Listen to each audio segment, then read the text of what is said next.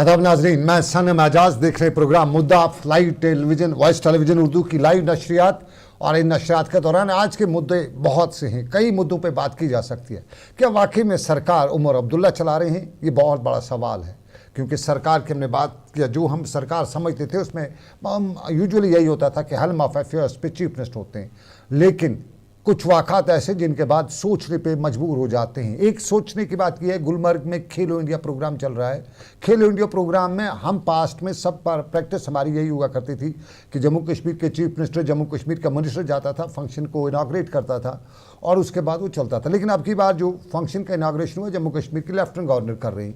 ये sports event था, ये कोई सिक्योरिटी इवेंट नहीं था, पुलिस इवेंट नहीं था, फौज का इवेंट नहीं था, बल्कि एक स्पोर्ट्स इवेंट था।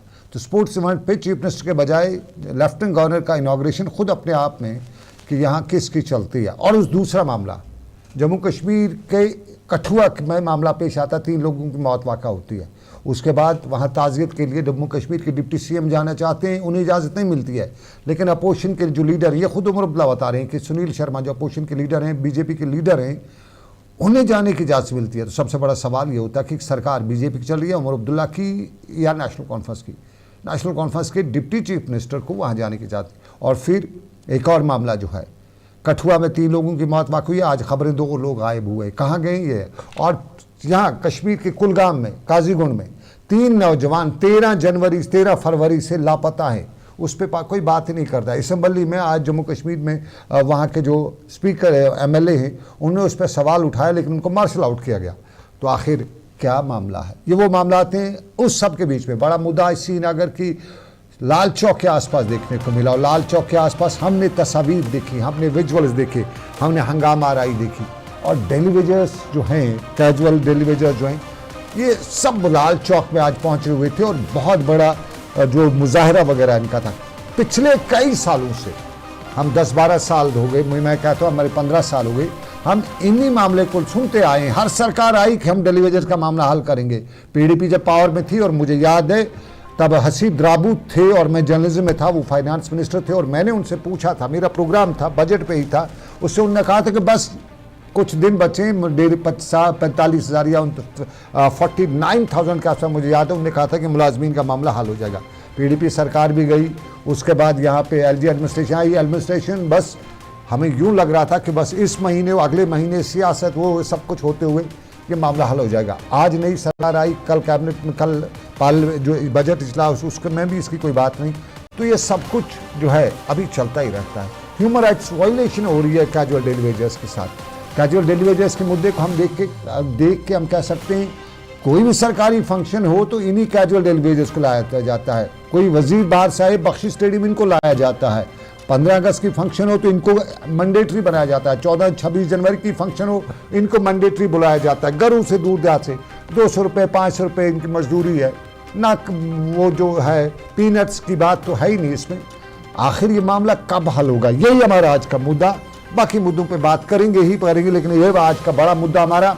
और आज के इस मुद्दे में मेरे साथ मुलाजमीन ही मेरे साथ जुड़ेंगे साहबका, और मेरे साथ वजाद दुरानी ज्वाइन कर चुके हैं। वजाद दुरानी जो हैं, ये ट्रेड यूनियन बॉडीज़ के लीडर रहे और एसआरटीसी के मुलाजिम हैं, लेकिन ईजैक जो है उसको रिप्रेजेंट करते हैं, उसके टॉप लीडरशिप में हैं। और उसके साथ साथ फारूक तराली साहब मुलाजिम रह चुके हैं, रिटायर्ड हैं आज, और ये भी ट्रेड यूनियन बॉडीज़ का जुड़े हैं। मैं दोनों से जाना चाहूँगा। फारूक तराली साहब, बहुत बहुत शुक्रिया ज्वाइन करने के लिए। वजाद दुरानी, आपका भी बहुत बहुत शुक्रिया। फारूक तराली साहब, ये सियासी मुद्दा ही रहेगा या कहीं आपको हल होने की उम्मीद है? क्योंकि आप तो खुल के बात कर सकते हैं, वजाहत हो सकता है सरकार में रहते हुए, एम्प्लॉय रहते हुए, कुछ इन पे बाइंडिंग्स होती है बात, लेकिन आप तो बात खुल, क्या कभी उम्मीद है कैजुअल डेलीवेजर्स का मुद्दा हल हो सकता है? साहब, मेरी और सारे नाज़रीन को अस्सलाम वालेकुम वरहमतुल्लाहि वबरकातुहू। शुक्रिया आपका कि आपने इस मुद्दे पे हमें बात करने के लिए मतलब मदद किया।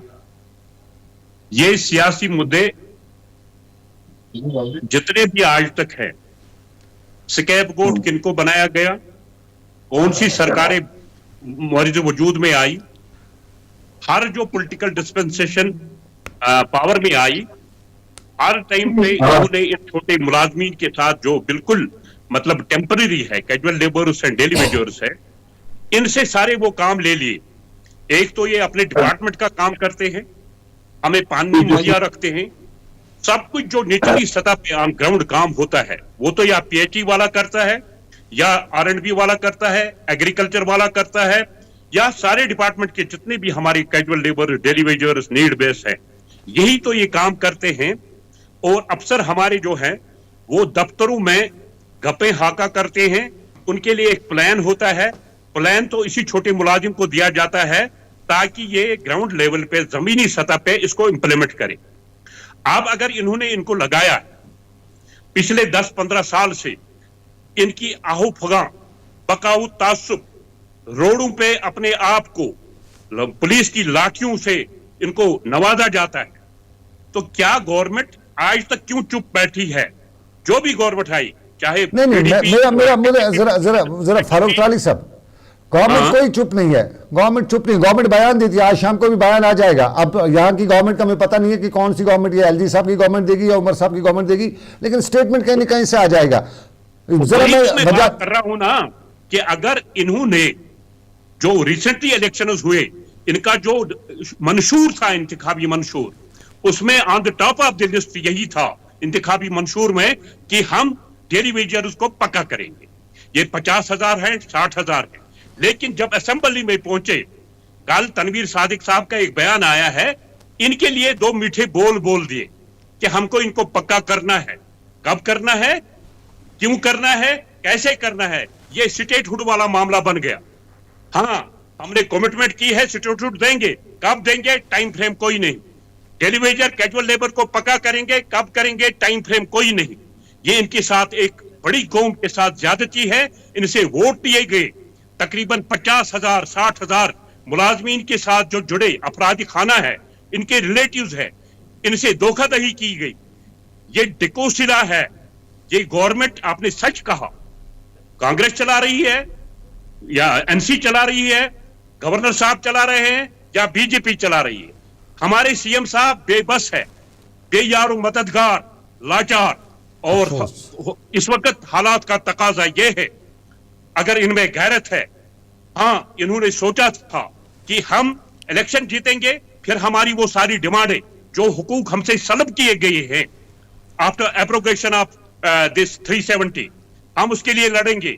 लेकिन इनकी हालत देखिए और बेकसी और बेबसी देखिए कि गुलबर्ग वाला मामला है, उसमें ये कह रहे हैं सीएम साहब मुझे मालूम ही नहीं। डिप्टी सीएम जो आप अभी कह रहे थे, जो गवर्नमेंट हुए, वो बिलावर चली गई, कठवा, 3 मर्डर हुए थे वहां, 3 आदमियों का कत्ल हो, उसको जाने नहीं दिया गया।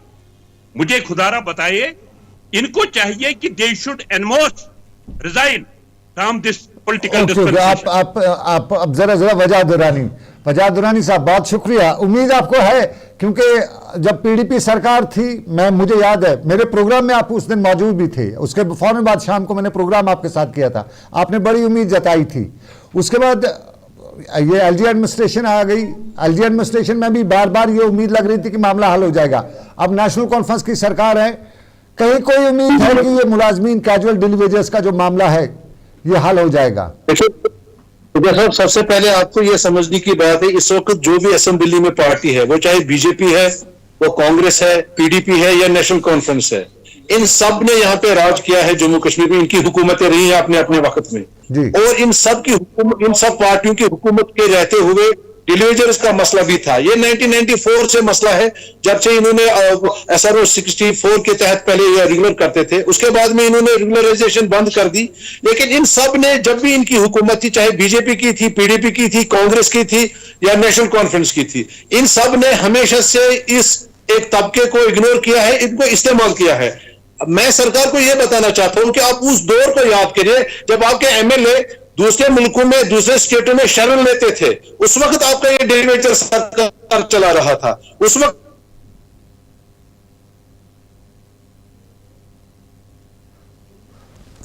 दुरानी साहब, आपका शायद ऑडियो में कहीं, फारूक अली साहब, मैं जब तक वजाद दुरानी से दोबारा रब्ता कायम होता है जी, आप बताइए, हम उस फेज से निकल के एक प्रॉस्पेरिटी के फेज में आए हैं।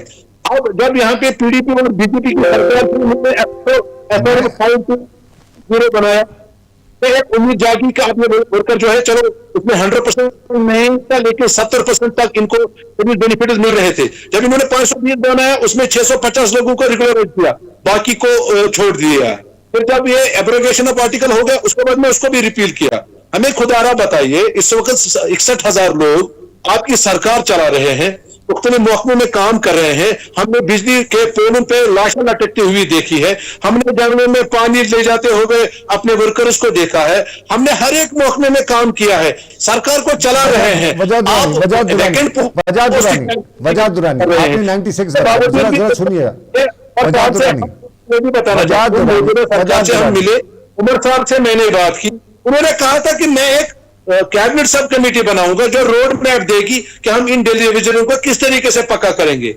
अब तो आज के बजट में न तो रोड, न तो ये क्या नाम इसका रोड मैप है, न कोई बात है। दूसरी बात मुझे बताइए, अगर लद्दाख का मजदूर 500 रुपए लेगा, जम्मू कश्मीर का मजदूर 300 क्यों लेगा? ये डिस्पैरिटी क्यों है? क्या वो हम किसी दूसरी माँ के बच्चे हैं? हम इस देश के वासी नहीं है? क्या हम काम नहीं करते हैं? मुझे बताइए, मिनिमम वेजेस एक्ट भी अगर सरकार नहीं दे सकती तो फिर उनको सरकार में रहने का क्या जरूरत है? मुझे बताइए, हम कब तक पिसेंगे? अब लोग मर गए, इसमें रिटायर हो गए, 5 साल की एज आ गई। वजह दुरानी है, ये ह्यूमैनिटेरियन इशू है। वजह दुरानी है, 61,000 लोग इशू नहीं, क्राइसिस है, ह्यूमैनिटेरियन क्राइसिस है। वजह दुरानी ये क्राइसिस है। जरा मैं क्राइसिस की बात करूं, क्राइसिस है। आपका कैजुअल डिलीवरी जो है, तनख्वाह उसको मिलती नहीं है, 6 महीने के बाद 1 महीना दे देते हैं। तो 10 मिनट में मसला हल हो सकता है। कैसे? अगर 10 मिनट और तो हो सकता है, लेकिन सरकार को नेक नीति के साथ बैठ, जब हम, मैं ये नहीं कहता हूं कि गलत हुआ, जब हम 61,000 पोस्टों को क्रिएट करके रहबरे तालीम को एडजस्ट कर सकते हैं, तो हम 61,000 मजदूरों को क्यों नहीं कर सकते? कहां पे? जम्मू कश्मीर में। जब यहाँ पे महमूद साहब की सरकार, किस पोस्ट पे तनख्वाह कहां से निकलेगी की रहबरे तालीम को एडजस्ट करने के लिए? तो ये 61,000 मजदूर एडजस्ट क्यों नहीं हो सकते हैं? ये तो 24/7 काम करते हैं। देखिए, हम सिर्फ ये कहते हैं कि जितना हमारा राइट है उतना दे दो, आप हमें मजदूरी को नहीं दे रहे हो। अब इसके बाद प्रोटेस्ट के बगैर और क्या चारा है हमारे पास? एक चारा है ना, आप एक दिन का प्रोटेस्ट करते हैं, हंगामा खेजी करते हैं, न्यूज बना देते हैं और दूसरे दिन कहां पे चले जाते हैं। अगर आप के साथ ना इंसाफी हो रही है, कल क्यों काम पे आएंगे, परसों क्यों आएंगे? रुकिए, महीने एक रोकिए। ये जो सीनियर लोग हैं, जो ब्यूरोक्रेट हैं, उनको जब ग्राउंड पे आके पानी ठीक करना पड़ेगा, नल लगाना पड़ेगा, बिजली की तार जोड़नी पड़ेगी, बाकी करना पड़ेगा, तब तो पता चलेगा, तब वो इसको फाइल आपकी को आगे पीछे करेंगे। आप लोग आज हंगामा किया, कल दोबारा दफ्तरों में जाए गए काम पे, ये कौन सा? ये तो, इसको तो मैं ड्रामा ही कहूंगा। जरा बताइए ना, आप अपनी ताकत का इस्तेमाल क्यों नहीं करते? मुलाजिम क्यों नहीं ताकत का इस्तेमाल करते हैं? दोबारा ये वजह दुरानी से फिर राब्ता मंत्री, ये फारूक तालिब साहब, ये मुलाजमीन क्यों ड्रामा कर रही है? कैजुअल डेली वेजेस, इनकी लीडरशिप ड्रामा क्यों कर रही है कि बस आज हड़ताल की, नारेबाजी की, पुलिस में घंटे के लिए बंद हुए, उसके बाद कल दोबारा ये क्यों नहीं? कोई प्लान है, एक्शन प्लान है कि नहीं ठीक है ये हम ये करेंगे? ये इसके बारे में जवाब ज्यादा आज की लीडरशिप है हमारी, सर्विस है, वो इसका जवाब दे सकते हैं। आप बखूबी वाकिफ हैं, आप जर्नलिज्म के साथ पिछले 25-30 साल के वाबस्ता हैं। जब हम स्ट्राइक पे जाते थे, जब मैं एक ट्रेड यूनियन के साथ बजाज साहब की थे, दूसरे लीडरान साहब, सारे मुत्तजिर महिदीन जितने भी थे, खुर्शीद आलम साहब, हमने 20-20 दिन, 1-1 महीने हम स्ट्राइक पे चले जाते थे। तब कहीं आपने सच बात कही कि गवर्नमेंट की जो चेयर है, इसमें थोड़ी थरथराहट पैदा हो जाती थी। ठीक है, हमने सस्पेंशंस भी देखे, हमने दूर ट्रांसफर्स भी देखे, हमने जेलें भी खाई। जम्मू कश्मीर की कोई जेल नहीं, कोई थाना नहीं जिसकी हम जीनत नहीं बने। लेकिन ये आज जो सवाल आपने किया है, इसका जवाब तो सिर्फ आज की मौजूदा लीडरशिप दे सकती है कि ये एक दिन का प्रोटेस्ट क्यों करते हैं, फिर काम पे चले जाते हैं।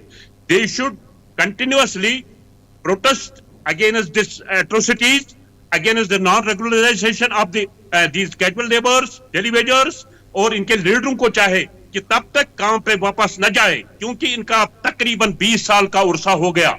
सड़कों पे आते हुए हमारे साथ भी थे, लेकिन हमेशा गवर्नमेंट ने इनको अपना कुछ सियासी मकासद के लिए इनको ये खेलते हैं। वजह दुरानी सर आपका दोबारा हो गया है।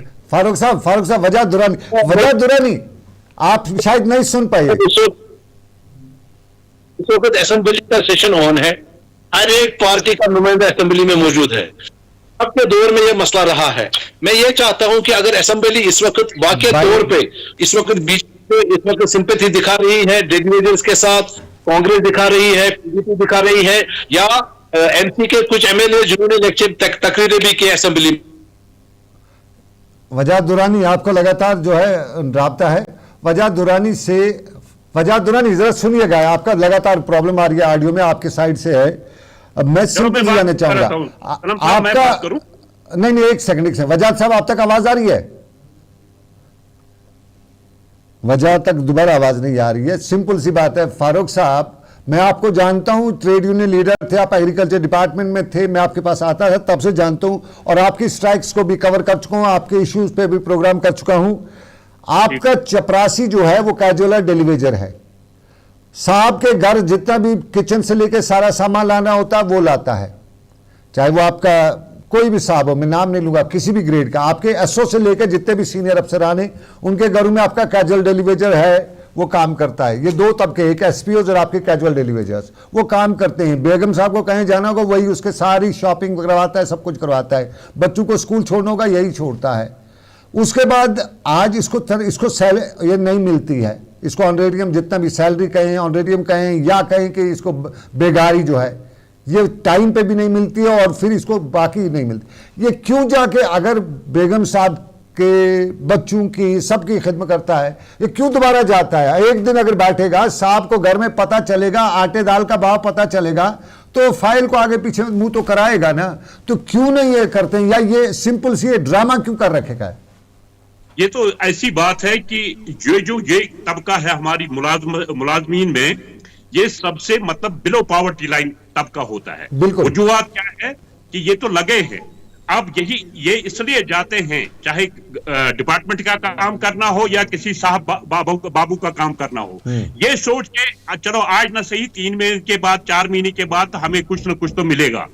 अब इनके पास कोई चारा भी नहीं है, कोई वसाइल भी नहीं है कि ये दूसरा काम करे। आप तो जानते हैं कि इस मुल्क में सबसे ज्यादा अनएम्प्लॉयमेंट रेट जो है वो हमारे जम्मू कश्मीर यूटी की है, सबसे 28-29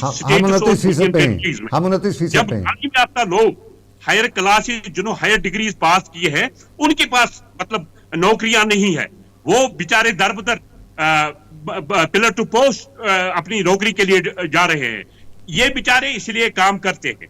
मेरी गवर्नमेंट से, क्योंकि इन लीडरान से, आज के लीडरान से और इन मुलाजमीन से जो टेम्पररी है, इनसे मेरी गुजारिश है कि बाबा की 2019 after abrogation of 370 and 35A removal, government के पास कुछ नहीं है।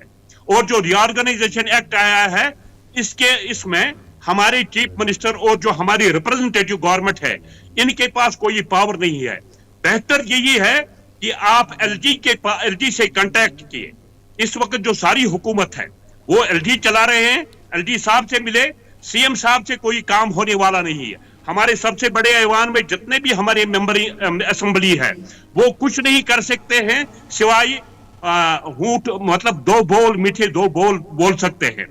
तीसरी बात यह है कि अगर गवर्नमेंट को इसमें शक है कि ये 60,000 लोग, इनमें वेरिफिकेशन अभी नहीं हुई है, आज तक 10 वेरिफिकेशन इनकी हुई है, हर एक डिपार्टमेंट ने की है, अगर फिर भी कोई गवर्नमेंट को शक है इसमें, अप्रहेंशन है कि ये सारे लीगल नहीं है, तो कम से कम इतने साल गुजर गए, इनको चाहिए था कि गवर्नमेंट लेवल पे, डिपार्टमेंट लेवल पे नहीं, सेक्रेटरीट लेवल पे एक कमेटी बनाए जो इसकी वेरिफिकेशन करते ताकि इनका रेगुलराइजेशन का मसला हल हो जाए।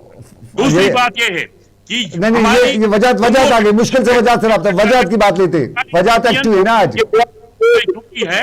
अगर वजह दुरानी साहब से लेते हैं, वजह दुरानी साहब का पॉइंट लेते हैं। फारूक साहब देखिए मैं बताता हूँ, इसमें वेरिफिकेशन का अब कोई इश्यू नहीं है। इनमें जब 500 बना था उस वक्त सरकार ने फारूक साहब एक सेकंड रुकिएगा, उनकी वेरिफिकेशन करो। इन्होंने सैलरी डिटेल जितने भी बिलें बनी थी वो सारा करके पूरा स्क्रूटनाइज करके इसको फिल्टर करके उन्होंने बनाया था कि 61,000 के करीब लोग हैं जो वेरिफिकेशन का बहाना बताते हैं, ये ऑलरेडी हमने कर चुके हैं। अब उसमें देखिए कैबिनेट सब कमेटी बनी, इसी एनसी की गवर्नमेंट थी, उन्होंने भी स्क्रूटनाइज किया, 520 बना, उस वक्त भी स्क्रूटनाइज हो गया। अगर यह भी मसला है, चले फॉर सेक ऑफ आर्ग्यूमेंट में यह भी मान लेता हूं, आज गवर्नमेंट ऑर्डर निकाले कि हम इन द फर्स्ट इंस्टेंस 1000 लोगों को रेगुलर करते हैं। वजात सुनिएगा, एक मिनट में सवाल सुनिएगा, सवाल सुनिएगा वजात जी, आप सवाल सुनिएगा। ये प्रोसेस जो है हम 20 साल से देखते आ रहे हैं, सरकार ने सभी प्रोसेस किए हैं। वजात जी, सरकार ने सभी प्रोसेस किए हैं, तादाद भी पता है, सबके लिंक्स पता है, सब कुछ पता है सरकार के पास। सिंपल मेरा सवाल सिंपल ही है। इशू है स्क्रूटनाइजेशन ऑफ डॉक्यूमेंट्स, और सर्वे हो चुके हैं, बार बार क्या करने वजात, वो सुनिएगा, वो हो चुके हैं ना, कितनी बार कराओगे? स्क्रूटनाइजेशन पे करप्शन बना रखा है, वो तो करप्शन है। आर्गुमेंट लेट अस प्रिज्यूम कि अब स्क्रूटनाइजेशन गोली मारो उसको यार, क्या करना है उसको? 60,000 में से 1000 लोगों को रेगुलर करे subject to the condition that their document shall be scrutinized in the first instance. अरे वजात भाई सुनिए तो सही, 60,000 लोगों की स्क्रूटनाइजेशन सुनिए तो सही। अरे सुनो वजात भाई, आपका ऑडियो, आप हमारी आवाज शायद नहीं सुन पा रहे, आपकी आवाज सुना रहे हैं। वजात भाई सुनिए यहाँ की, वजात भाई यहाँ की भी सुनिए, दोबारा आपका है ये है वजात भाई, फारूक साहब, ये स्क्रूटनाइज जो किस्सा है ये करप्शन का हिस्सा है। इसमें साहब कहता है कि तुम्हारी वेरिफिकेशन है, ये सुनिए पहले मैं बताऊं, वो साहब कहता है गाजुअल को तो वेरिफिकेशन आज खर्चे वो लगा, वो खर्चा देना पड़ता है, स्क्रूटाइज ड्रामा है, 10 बार हो चुका है, कितनी बार करेंगे? अब वो इस बुढ़ापे में कहां गए? करप्शन का जरिया बन गया है सनम साहब। ये स्क्रूटाइज ड्रामा है, सिंपल सी बात है। मैं सोशल मीडिया पे अभी देख रहा हूं, कहते हैं सोशल मीडिया जो हमारा है उस पर लिख रहे हैं इस प्रोग्राम के दौरान कि ये जो मुलाजिम है ये ड्यूटी नहीं होते हैं, ये बस इसी हड़ताल के दिन आ जाते हैं, ये बस ये ड्रामा है, ये कुछ नहीं है। ये भी लोगों में अब ये है, इनकी सारी जो हमारी बॉडीज का है। वजात भाई सर फिर मुलाजमीन को चाहे कि वो दिखाएं कि हम ड्यूटी पे होते हैं। अगर ये हड़ताल पे चले जाएं तब गवर्नमेंट के ये कुर्सी की वो टांगे हिलेगी, थोड़ी हिलेगा, कुछ तो हिलेगा ना। अब सब लोग कहते हैं ये 60,000 कोई ड्यूटी पे होता ही नहीं है, ये जी यूं ही कागजी मुलाजिम है। वजात भाई इनको गवर्नमेंट को रेगुलराइज नहीं करना है, ये बहानेबाजी है, ये उधर नहीं होते। इनको चाहे 15 दिन के लिए हड़ताल पे चले जाए, आपका कहना सच है और ये मैं मानता हूँ। जब आप खुद लाइन लगाने जाएगा, पानी कहीं नहीं होगा, बिजली कहीं नहीं होगी। वजात भाई मुझे बहुत अफसोस है जिस तरह से आज आप रिस्पॉन्ड कर रहे हैं। वजात भाई सर, मैं सिंपल सी बात जानना चाहता हूं, ये स्क्रूटनाइज ड्रामा है, ये करप्शन का हिस्सा है, इस पे 10 बार हो चुका है, कितनी बार करोगे? बिल्कुल ड्रामा है। मैं उस पर नहीं आता, मैं सिंपली आता हूं। आप कोई इस कंक्रीट स्टेप क्यों नहीं लेते हो? आप एक दिन की हड़ताल करके दूसरे दिन फिर काम पे चले जाते हो, ये क्या ड्रामा है? आप अगर है बाकी में मुलाजिम दिखाइए सरकार को कि हमारे बगैर आपकी सरकार नहीं चल सकती है, तब वो आपका काम करेगी। आप तो एक दिन से कोई या कोई सब परिंदा पर मारे उसका टांग टूट जाएगी आपके हड़ताल से। देखिए हम एक स्ट्रेटजी इसमें चॉकआउट कर रहे हैं। कौन सी स्ट्रेटजी है भाई? सिंपल बात है, 20 साल उससे आप तड़प रहे हैं, आप स्ट्रेटजी आप भी अपना रहे। शर्त के लिए हम अब बहुत हो गया, अब बहुत पानी बहा, अब बर्दाश्त से बाहर है, तो हम एक स्ट्रेटजी बनाएंगे। अब मैं आपको थोड़ा सा देखिए, सोशल मीडिया पे कमेंट आ रहे हैं, वजात दुरानी साहब, मैं सोशल मीडिया पे हमारे पे कमेंट आ रहे हैं कि ये तो मुलाजिम है ही नहीं, ये सिर्फ हड़ताल के दिन मुलाजिम होते हैं, बाकी दिन घरों में होते हैं, इनको क्या परमिट करना है? ये आप देखिए लोग आपके बारे में क्या बता रहे हैं। अगर नहीं है तो फिर महकमे कैसे चल रहे हैं? मैं वही तो कहता हूं ना, प्रूव करिए ना कि वाकई में आपके जरिए महकमे चल रहे हैं। आप जरा प्रूव करिए ना कि महकमे आपके जरिए चल रहे हैं। लगाइए, देखिए कौन काम करता है। आप ऐसा कीजिए, अब रिंगल प्लांट पर जाइए, वहां देखिए ड्यूटी कौन दे रहा है। तो एक दिन तो एक आज चलिए आपसे फारूक साहब, वजात दुरानी से राब्ता मुनक़ता हुआ। सबसे इंपॉर्टेंट इशू है ये मुलाजमीन के एक दिन की हड़ताल, क्या कोई और नतीजा निकल सकता है? क्योंकि जितनी भी सरकारें आज तक हमें आई वो हमने उनका यही सुना कि हम करेंगे, लेकिन वो स्टेटहुड की तरह वो कब तक कोई टाइम फ्रेम नहीं देता है। और ये मुलाजमीन भी परेशान हैं, जितने भी हैं जहाँ पे भी काम करते हैं परेशान हैं, फैमिलीज इनकी परेशान है, इनके लोग परेशान हैं, बच्चे परेशान हैं। बच्चा कहता है कहीं ना कहीं कोई किसी की हिस्स तो जागे, कोई तो जागे बताए। सारे सियासत ना करें इस पे, पॉलिटिकल पार्टीज करेंगे लेकिन खुद मुलाजिम लीडरान को भी थोड़ा सा सियासत ना करनी चाहिए। बहुत शुक्रिया फारूक तराली साहब ज्वाइन किया, अपने वजाहत दुरानी आपका बहुत बहुत शुक्रिया। और आज का प्रोग्राम मुद्दा हम बात कर रहे थे जम्मू कश्मीर के मुलाजमीन की। जम्मू कश्मीर में मुद्दे बहुत से हैं लेकिन एक बड़ा मुद्दा है जिसमें कैजुअल डेली वेजर बता रहे हैं और सरकारें इसको हल करने में क्यों नाकाम रही, सबसे बड़ा है। जबकि ऑनरेबल सुप्रीम कोर्ट ने आज भी एक और डायरेक्शन दिया है कि जम्मू कश्मीर हाई कोर्ट का जो हुक्मनामा है उसको इंप्लीमेंट करिएगा, लेकिन सुप्रीम कोर्ट की गाइडलाइन है, जम्मू कश्मीर हाई कोर्ट की गाइडलाइन है, उनकी डायरेक्शन के बावजूद भी सरकारी जो कैजुअल डेली वेजर्स हैं इनका मुद्दा हल ना करा। सबसे बड़ा अलमिया है इस रियासत का, इस कौम का, यहाँ के अवाम का। मुद्दा आज का इतना ही। इस उम्मीद के साथ आपसे लेंगे इजाजत कि रब्बे कायनात की मर्जी, फिर करेंगे आपसे मुलाकात। कुछ देर पहले आपने हमारा खास प्रोग्राम भी देखा था, लेकिन अभी रात 9 बजे आपसे होगी दिन भर में मुलाकात। तब तक के लिए दीजिए इजाजत, अल्लाह हाफिज।